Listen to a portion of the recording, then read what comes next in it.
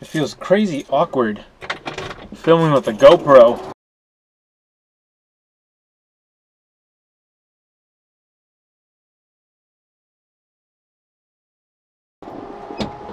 This is a GoPro, by the way. I'll link you guys in the description. This is an old GoPro. Early morning startups, by the way. So loud and obnoxious on this car. I fucking love it. Excuse my language. I wanted to talk about a few things today, but as you can see, it's freaking loud. I love it. I've owned the car for about a month now. You guys want to know my honest opinion on like owning an old car? I'll let you guys know as soon as I get out of this loud ass garage. Nothing like smelling smog in the morning. No wonder 1968, 1970s pollution was so bad in California. I can see why. I do wonder sometimes what my neighbors think of me with all these cars that are loud and obnoxious. When I was younger, I've always wanted an old Camaro.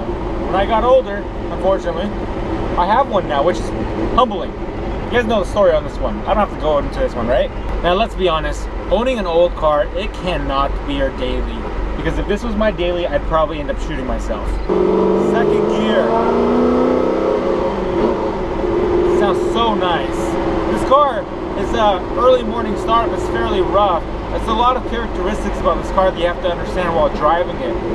I mean, transmission is super smooth considering how old it is, but I know it doesn't like just being slipped into gear in the morning, you know what I'm saying?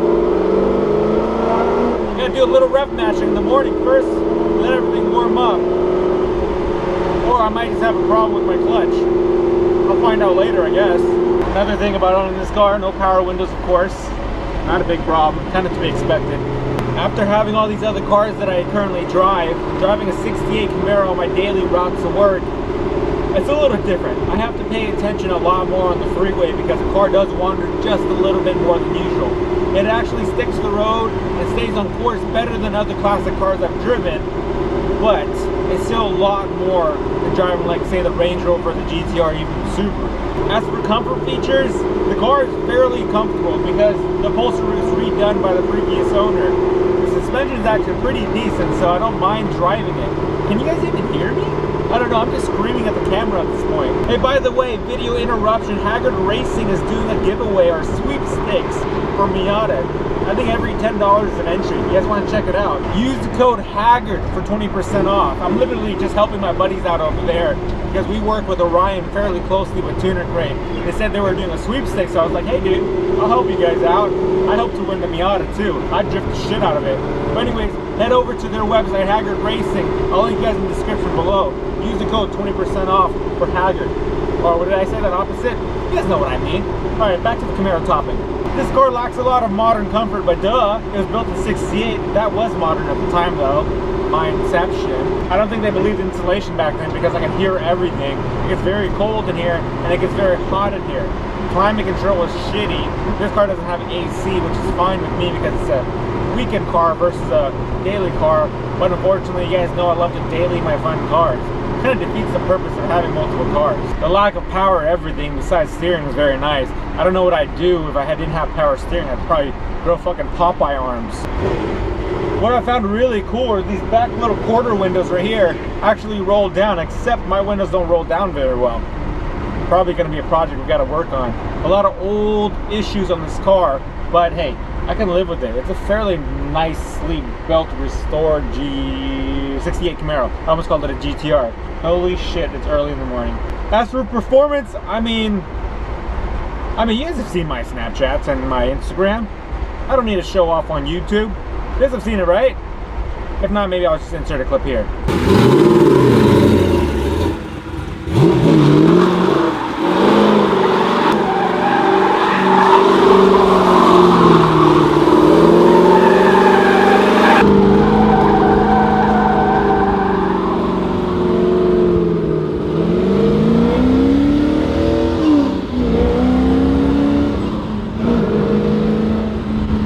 Pretty badass, I must say.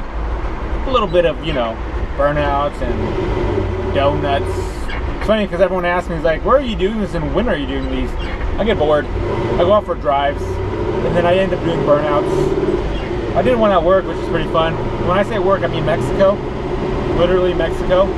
And then I teleport back from Mexico, and then I do donuts.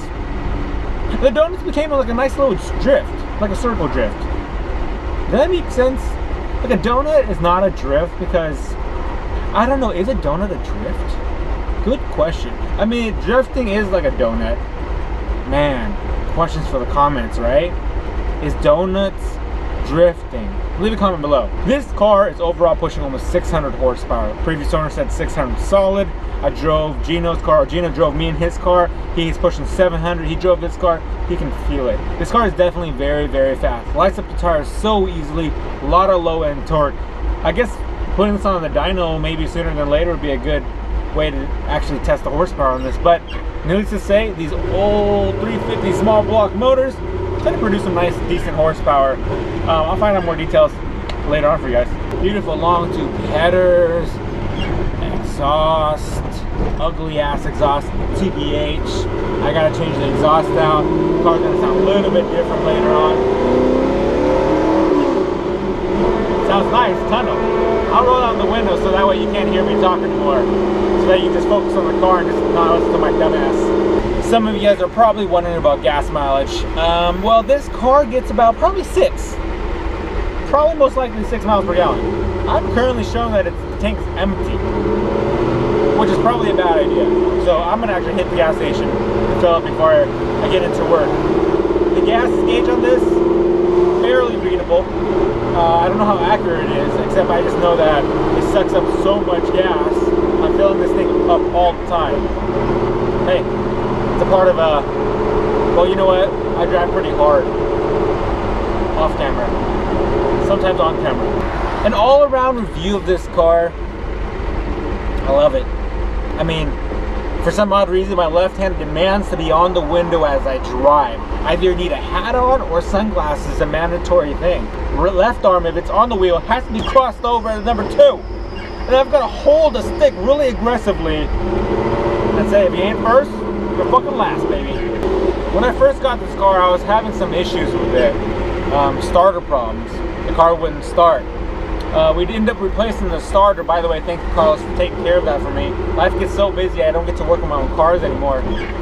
But we replaced the starter, and thank you, Gino, for helping us out. And it started up, hence why I'm driving it now. But I know that the flywheel's going out because the starter was bad. I think we might be running into the flywheel problem right now. Not good. Old cars, big money bucket.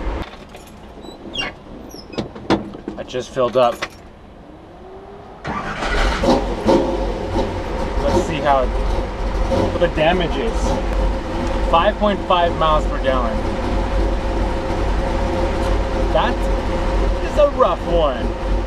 I guess considering I was driving pretty hard the other day. You pull up to gas stations, you go to grocery stores, people look at you really funny because you're this young guy driving an old car that's probably 3 times your age. Not to mention I'm Asian. I was supposed to be driving an Acura Integra on a Civic, a Subaru. So far the car's been great for me for about a month. Besides the fact of the starter and maybe the flywheel issue, those are not huge issues considering how fun this car is. I enjoy driving this car so much. It is absurd I tell you, that I love this car so much. Would I say I enjoy driving this car than my other cars? At the moment, yes I do, to be honest with you guys.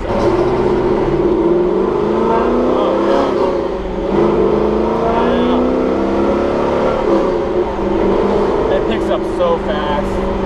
This car picks up so fucking fast. But this one, after owning a month of this, I'm still not tired of it yet. Would I recommend someone buying this car? Hell fucking yes. Restore a car. If you guys ever have an opportunity to drive an old classic car, it's fun. It's noisy. I mean, there's like noises all over the place. The car rattles, the pedals rattle, the stick shift rattles, your steering wheel rattles. It makes all these weird noises and it smells funny. Just like an old man. The window is squeaky. That's kind of annoying too. What else noise? Oh, my clutch pedal squeaks. Listen to this. like a little rat in here or something. So everything just makes noise. But I mean, I'll fucking deal with that any day if I could own this car and drive it. I'm gonna go ahead and end the video here today. I'm gonna quote one of our guys. His name is Daniel. Driving this car is like bald eagle and whiskey. Fucking love it. America, baby. Just kidding, guys. I love you guys a long time. I had a great time driving with you guys to work. I'm driving literally in a circle now. My neighbors are looking at me like I'm weird. Ending the vlog for today. Thank you for watching. You guys will have any questions for me, leave in the comments below. Check me out on Snapchat, yeah? Smurfinwrx. Ironic, right? Smurfinwrx driving a Camaro. And I'm Asian. That's the most ironic. Peace out.